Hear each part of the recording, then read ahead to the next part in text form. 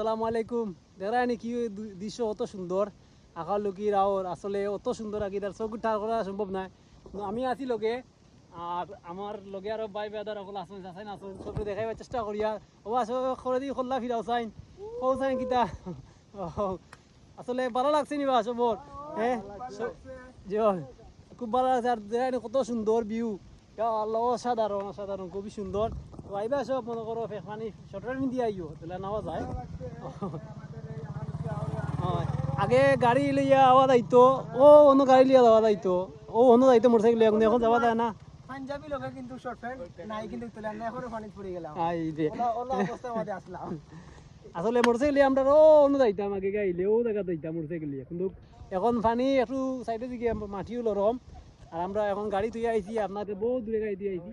তখন যাইতাম কি সবে দোয়া করবাই।